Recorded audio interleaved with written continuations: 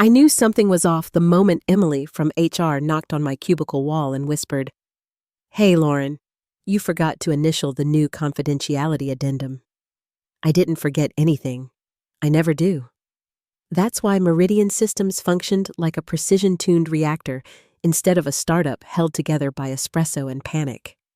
Still, I took the paper, signed it, handed it back, and turned to my monitors.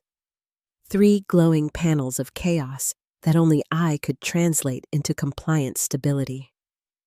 I was deep in the final review for the $300 million merger with Hawthorne Analytics, a deal our execs worshipped like it was the second coming of profitability. 12 years I'd been at Meridian. Not loud, not flashy. I wasn't part of the ping-pong table crowd or the vision board evangelists who thought hashtags replaced hard work. I was the one who kept our audit trails bulletproof, who built the data lattice that let Hawthorne's brittle infrastructure merge with our Frankenstein backend, duct-taped through 5 CTOs and twice as many reorgs. The quiet, essential work no one noticed until it broke. My name, Lauren M. Reeves, sat on every SEC compliance document as liaison and federal signatory. It meant I was the bridge. No one else had my clearance. No one even wanted it. It took 6 months of government vetting and psychological screening just to qualify. I was the only one licensed to whisper into the machine that made our deal possible. They gave me that power, then forgot I existed, which was fine by me. There's a strange kind of freedom in invisibility. You get to move without anyone realizing you're the load-bearing wall keeping the whole house upright. The office buzzed with startup arrogance that morning. Project managers pacing like generals, developers arguing whether Jason could feel emotions, interns slurping iced coffee like they were hydrating for battle. In the middle of that noise, I sipped cold coffee, circled a note on a sticky that read, "Ask legal about Clause 9C," and checked the final integration protocols. My systems were perfect, my documentation tight, my boundaries firm, or so I thought. Then came the email. All hands at 10 o'clock a.m. Mandatory. Org updates. That's HR code for heads are about to roll. At 10 sharp, the conference door swung open, and in walked Darren Mallory, the new chief operating officer, mid-40s, manicured, and overdressed for someone who called himself a disruptor. He had that Silicon Valley preacher vibe, sharp jawline, faster talk, and eyes that smiled like a lie. He spent 40 minutes spewing buzzwords like agility, modernization, and technical debt detox. The room clapped like he'd just cured cancer. I just updated a broken data bridge and tried not to gag on the smell of self-congratulation. 3 hours later, Emily was back, this time with 2 HR associates in tow. One held a clipboard, the other a blank stare. "Lauren, can we talk privately?" Translation: You're about to be erased. They led me into a side office, sterile, silent, like the prelude to surgery. They slid an envelope across the table. "Due to strategic restructuring, your role has been deemed redundant." That's what they called it, redundant. The irony nearly made me laugh. The only person certified to finalize a federal integration was redundant. They told me to return my badge and laptop by 3 o'clock p.m. As I left the room, something caught my eye. On the front desk, next to the dead office plant, was a printed photo of me. In red marker, someone had scrawled, "Do not re-enter." Not employee, not Lauren. Just a warning label taped to laminate. My stomach dropped. 12 years of keeping their systems alive through holidays, outages, and mergers, and this was how they filed me away. I didn't cry. That would have been a gift to them.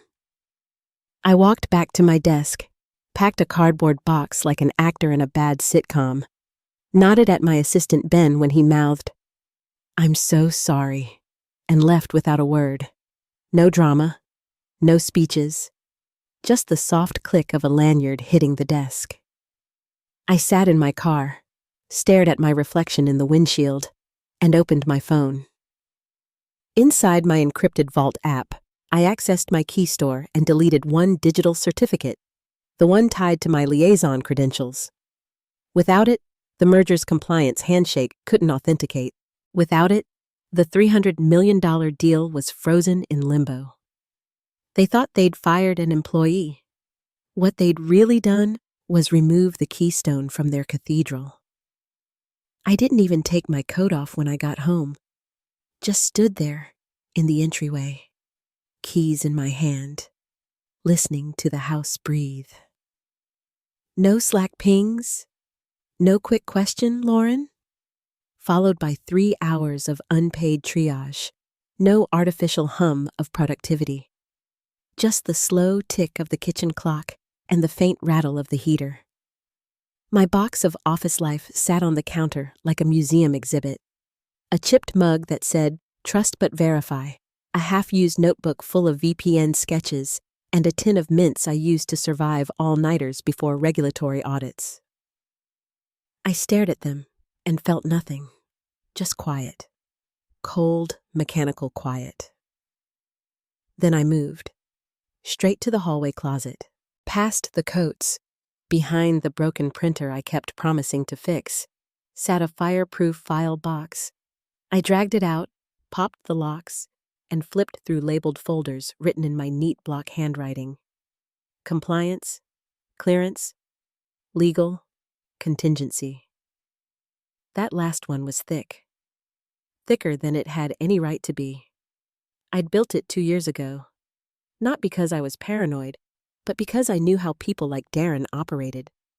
They loved the phrase future-proof, but never once asked who built the future. Inside, under printouts and annotations, I found it. The original merger checklist between Meridian and Hawthorne. My name stamped at the bottom of every page. Certified third-party liaison. And there it was, exactly where my red pen had circled it months ago. Clause 9C.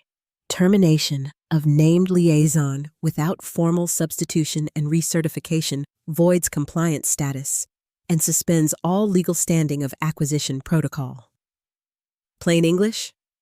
Fire me without replacing me, and your $300 million merger turns into a federally frozen paperweight.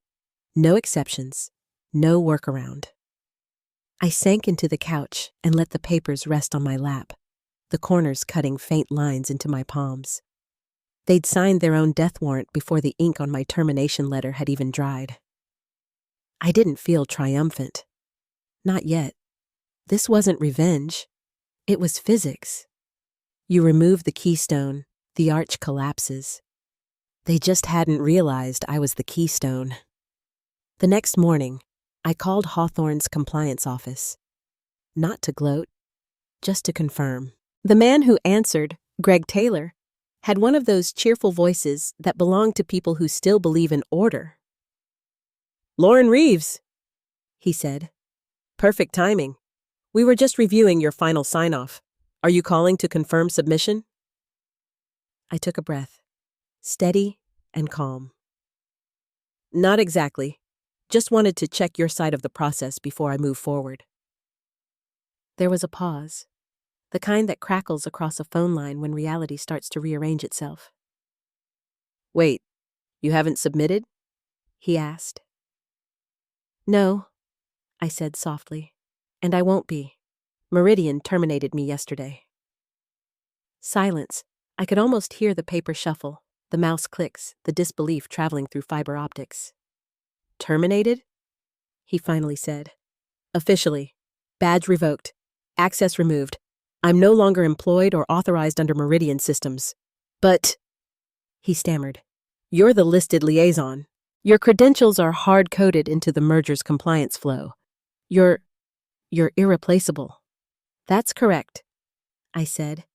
"You might want to pause the execution timeline until that's resolved. Wouldn't want a compliance flag triggering federal review." Another silence, heavier now. "Lauren, thank you for letting me know." "No problem," I said, and hung up. No satisfaction, no adrenaline, just quiet inevitability. Within an hour, I'd called Daniel, my lawyer, the kind of man who didn't flinch at legal earthquakes. I forwarded him my termination letter, highlighted Clause 9C, and didn't need to explain. He got it. By page 3, he was already drafting a statement for Hawthorne's legal team. Lauren Reeves no longer represents Meridian Systems in any formal or advisory capacity, effective immediately. By noon, the fuse was lit. Hawthorne froze all merger accounts and outbound funds, citing unresolved compliance certification. I got an alert minutes later. Handshake authentication failed. Key mismatch. Translation: without my signature, their systems were screaming into the void. I closed my laptop, poured myself a fresh coffee, and let the quiet settle again. They thought they'd replaced a part. They'd removed the pulse. By Friday morning, the storm had arrived. Meridian's glass tower downtown looked calm from the outside, sunlight reflecting off the mirrored panels, interns tapping away at their keyboards, but beneath that, the wires were burning. The $300 million signing was scheduled for 10:00 a.m., a full executive circus, shined shoes, tailored suits, espresso shots, and smiles rehearsed to hide fear. Hawthorne's delegation was supposed to roll in, shake hands, and press pen to paper while cameras flashed. But 10:00 came and went. Then 10:10. Then 10:30. No Hawthorne, no signatures, no deal. At 10:12, Darren stood in front of the conference room, Sharpie in hand, clicking it like a nervous metronome. "You know how these legacy firms are," he said with a forced laugh. "Paper heavy. Probably just a small delay." He repeated it twice, like if he said it enough, reality might bend. But 3 floors down, whispers had already begun. An intern had stumbled on an old draft of the merger protocol, and there, highlighted in red, was my handwriting. Clause 9C. Ben must have seen it, because 20 minutes later, my phone buzzed with a message. "They're talking about Clause 9C. What is it?" "People are freaking out." I didn't answer. Let him learn. The education of panic is always self-taught. By noon, Meridian was in meltdown. Legal had pulled the general counsel out of a meeting mid-sentence. Finance froze 3 pending invoices. Someone from compliance ran through the hall shouting, "Who signed her termination?" The building was a hive of chaos, buzzing, frantic, stupid. I pictured it from my kitchen table as I ate a sandwich and scrolled through news headlines. Nothing yet. Not public, but soon. By 10:04 p.m., my phone rang again. Unknown number. I ignored it. Rang again. This time, Meridian's CFO. I let it go to voicemail. His voice was the kind you hear from someone trying not to sound desperate. "Lauren, hi. Look, this is complicated. We just had a hiccup with the signing today, and I was wondering if we could connect briefly. Just to clarify some of your documentation. Nothing major, I promise. Call me?" I listened once, then deleted it. They still thought this was a hiccup. It wasn't. It was a lung collapse.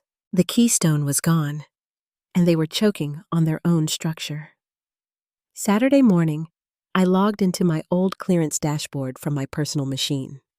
My name, Reeves Lauren M., still sat there, listed as the active federal liaison. No substitution filed, no recertification request, no secondary authorization. The system was frozen in time, waiting for a ghost to approve the biggest merger of the quarter. I got another text from Ben. Legal is blaming it. It is blaming compliance. Darren says it's a temporary credentialing issue. This is insane. He followed up with, "Did you do this?" I stared at the message for a while, then sent a single emoji, a key. That night, I made a grilled cheese, poured myself a drink, and watched reruns of Judge Judy. I didn't feel vindicated.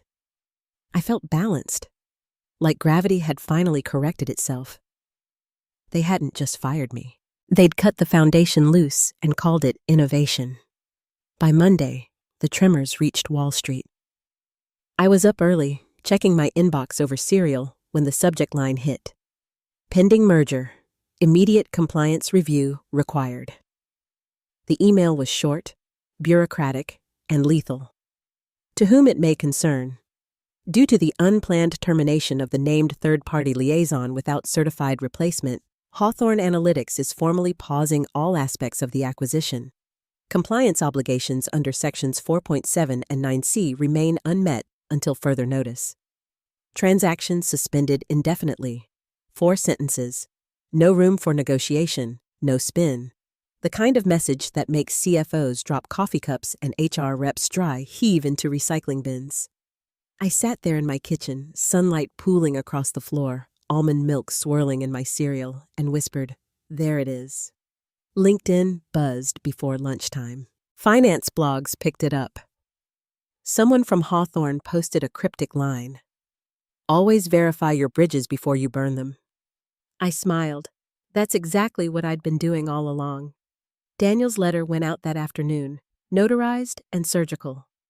Ms. Lauren Reeves has no further professional, contractual, or advisory obligations to Meridian Systems, effective retroactively to her termination date. All compliance duties tied to the Hawthorne acquisition have ceased. He even added a final flourish about proprietary data and vendor independence. I hadn't asked him to, but he knew exactly what was coming.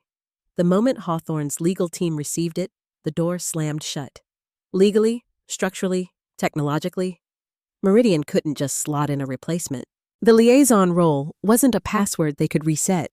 It was a federal clearance tied to my specific ID, verified through encrypted keychains I alone managed.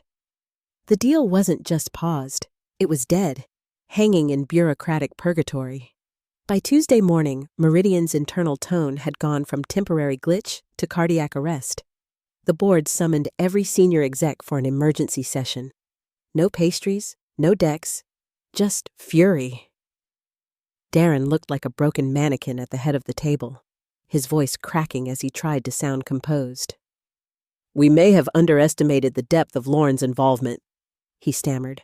Before the lead investor, Carl Henderson, a man who'd once survived a hostile takeover by eating his own CEO alive, slammed a folder on the table. "Underestimated?" he growled. "You terminated the only federally authorized compliance officer in an active acquisition, without transition, without backup. You didn't fire a developer, you severed an artery." The room went silent. No one breathed. The GC looked at the table like it might open a portal. HR started whispering about liability coverage, and then someone pulled up a photo on their phone, the one I'd seen on my way out, the printed headshot of me with "Do not re-enter" scribbled in red. It had leaked onto LinkedIn, posted by a former employee with the caption, "How you treat your veterans tells the rest of us everything we need to know." It exploded, hundreds of comments, thousands of shares. Even Hawthorne's chief compliance officer liked the post. Inside Meridian, the air turned radioactive. That afternoon, an email hit Daniel's inbox, a Hail Mary wrapped in desperation. "We'd like to extend an updated offer to Ms. Reeves for reinstatement at twice her previous salary, with expanded authority and title alignment." Daniel forwarded it to me with one line. "Want to ghost them? Or write back?" "Write back," I said. His reply was a masterpiece of restraint. "Ms. Reeves appreciates the offer. However, she no longer holds employee status at Meridian Systems. Should your organization wish to re-engage her expertise, Quiet Harbor Consulting LLC is available for limited licensing of relevant services. Standard retainer applies." I'd filed the LLC paperwork earlier that week. Took 11 minutes and a credit card. Quiet Harbor. Clean. Neutral. Almost poetic. I wasn't unemployed anymore. I was an entity. A vendor. A firewall they had to pay to pass through. Within hours, someone inside Meridian leaked Daniel's email. It ricocheted across Slack channels and private group chats faster than any memo Darren had ever sent. By the time it reached the engineering floor, the narrative had flipped completely. The woman they'd quietly erased was now a legend, the ghost who'd stopped a $300 million merger with a single missing signature. Ben texted me again. "You really said double it and walked away?" I didn't reply. Not because he was wrong, but because I didn't need to explain. The next morning, Hawthorne made it official. Their statement hit the financial wire at 7:13 a.m. Due to unresolvable compliance gaps and personnel discrepancies, Hawthorne Analytics has terminated acquisition proceedings with Meridian Systems. We wish all parties well. 4 sentences again. Cold, perfect, lethal. By 9 o'clock, Meridian's stock was in freefall. Investors bailed. Analysts called it a textbook compliance implosion. I didn't celebrate. I didn't even smile. I just watched the numbers drop while my coffee cooled and whispered, "You did this to yourselves." By noon, Darren resigned. The CFO followed before market close. The company issued an internal statement about realignment and cultural resilience. I'd read enough of those to translate. The ship is sinking. Save yourselves. By Thursday morning, Meridian was a carcass dressed in press releases. News outlets called it the $300 million compliance collapse. Employees leaked Slack screenshots, investors whispered lawsuits, and recruiters started circling like vultures. The once proud innovation firm that bragged about disruption at scale had just been disrupted into dust. I wasn't surprised. You don't fire your architect mid-construction and expect the building to stand. Late that afternoon, a gray Lexus rolled to a stop in front of my house.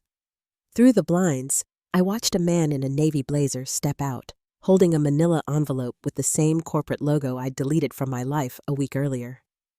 He rang the bell, once, twice, waited, checked his phone.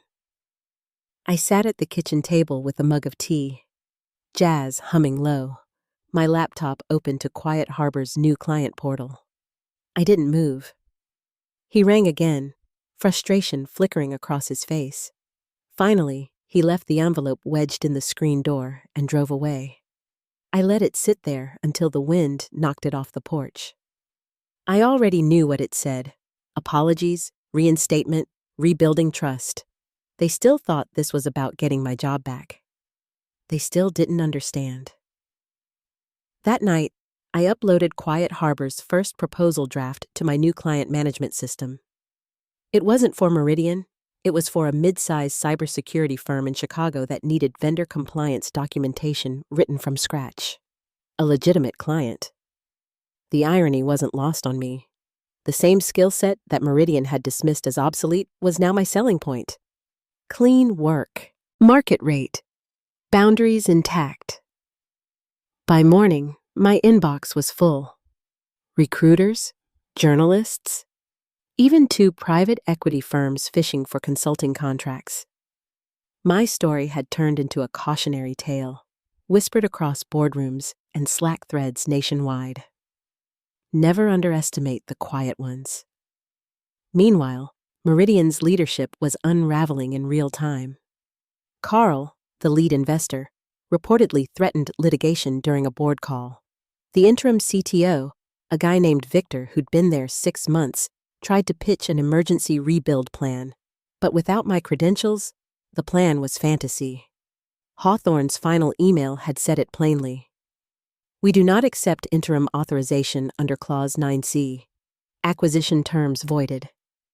By Friday, Darren had gone radio silent. Someone leaked a recording of the investor call, where his mic stayed live after he thought he'd hung up. The audio was raw. Him cursing, blaming HR, then muttering, "She'll come back. She has to." I played it once, then deleted it. No, Darren, I didn't have to. That same evening, a small package arrived on my doorstep. No sender listed. Inside was a velvet box with a gold seal pressed into the lid. The Hawthorne crest. My breath caught for a second as I opened it. Inside, nestled in satin, was a simple silver key and a handwritten note. Next time, they'll remember who built the bridge. RM, CEO, Hawthorne Analytics. No ask, no flattery, just acknowledgement. The kind that doesn't come from a handshake, but from respect. I placed the box on my bookshelf between the merger binders and my new LLC certificate. It gleamed under the soft light like a punctuation mark. That night, I slept deeper than I had in years. No alarms, no midnight logins, no anxious one more check before deployment. Just silence and ownership of my own time. Monday morning, the sunlight streamed through the blinds across my home office. The air smelled like coffee and pine, not burnt ambition. 3 monitors glowed with my new workspace, none of them connected to Slack, none tied to Meridian's chaos. Quiet Harbor Consulting was alive. 3 contracts in negotiation, 1 already signed. I'd even priced my services at 4 times what Meridian had ever paid me, and still, no one argued. Because now, they knew. The first invoice I issued? To Meridian Systems. They were licensing one of the integration frameworks I'd written years ago. The same one they'd once called Legacy. They paid the retainer within 24 hours. I didn't gloat. I just smiled, sipped my coffee, and whispered to the empty room. Lesson learned. The world kept spinning, deals kept closing, and somewhere downtown, in a half-empty office tower, someone was still saying my name like a ghost story. But I wasn't the ghost anymore. I was the architect, the foundation, the bridge they could never burn again. By the end of that month, Quiet Harbor had clients in 3 states and inquiries from 2 more. It still amazed me how fast word traveled once people realized you were the person behind a headline. I wasn't a rebel to them. I was a legend wrapped in compliance language. The woman who sank a $300 million merger with nothing but a missing signature and impeccable documentation. My phone buzzed daily with new opportunities. Government subcontractors, fintech startups, data protection agencies, all wanting me to look at their audit chains, their vendor certifications, their fragile bridges built on hope and bad Excel formulas. I said yes to a few, politely declined the rest. Boundaries. That was the one clause I was never letting anyone breach again. Meanwhile, Meridian kept bleeding. I didn't need insider updates. The internet did the work for me. Anonymous posts on Glassdoor read like an obituary. Management panic. Legal chaos. No direction, since the merger fell apart. By week 5, another headline hit the wire. Meridian Systems to undergo strategic reassessment following acquisition collapse. Corporate euphemism for implosion. The board replaced Darren with someone from the outside, a crisis manager named Ellen Price. But by then, the damage was cellular. Clients were backing out. Investors were gone. The once hyped startup was officially a liability. I wasn't bitter. I was busy. Each morning began the same way. Fresh coffee, sunlight cutting across my desk, a quiet playlist of piano and rain, and a to-do list that actually felt mine. My new office was small but deliberate. Shelves lined with binders labeled active, pending, and archived, everything neat, symmetrical, accountable. Control wasn't just comforting. It was oxygen. Then, one afternoon, I got an email from a familiar address. Carl, Henderson at hendersoncapitalgroup.com. Subject line, private inquiry. The message was short. Ms. Reeves, our firm is exploring a compliance overhaul initiative. Would Quiet Harbor be open to consultative partnership? I read it twice, then once more for the irony. Carl Henderson, the same man who'd nearly broken Meridian's boardroom table in half shouting about my firing, now wanted to hire me. The same investors who'd treated me like invisible infrastructure were now building new walls with my name etched in the foundation. I replied within the hour. Quiet Harbor is available for limited engagement pending review of scope and timelines. Standard retainer applies. LR. No smiley face, no exclamation mark, just terms. Because that's what I'd become. Not an employee, not an afterthought, not a ghost in the server room. I was the terms. A week later, I met Carl at a cafe near the riverfront. He arrived exactly on time, suit sharp but demeanor stripped of arrogance. "You made your point," he said, after the small talk ran out. "They should have never let you go." I sipped my coffee. "I didn't make a point, Mr. Henderson. I just documented reality." He laughed, then sighed. "Still, damn effective reality." The contract that followed was clean, professional, and hefty. 6 months of consulting, full autonomy, premium rate. I signed it digitally with a flourish that felt almost ceremonial. Quiet Harbor wasn't just surviving, it was growing roots. Sometimes I thought about that day in HR. The envelope, the photo on the front desk, the way everyone avoided eye contact like failure was contagious. I wondered if any of them remembered the woman they'd labeled non-essential. Maybe they did. Maybe they didn't. It didn't matter anymore. My worth no longer hinged on recognition. It lived in every clause I wrote, every invoice paid, every system rebuilt under my control. That evening, I returned home, set my laptop on the table, and poured a second cup of coffee. Outside, the city pulsed with evening light.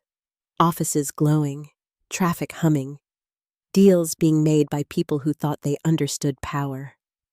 But I knew better. Power isn't noise or visibility. It's precision. It's knowing exactly which clause, which key, which silence can turn a billion-dollar structure into dust. I smiled, leaned back in my chair, and opened a blank document titled Quiet Harbor, Expansion Plan. Below it, I typed one line, compliance without compromise. Then I hit save, closed the laptop, and let the night be quiet again.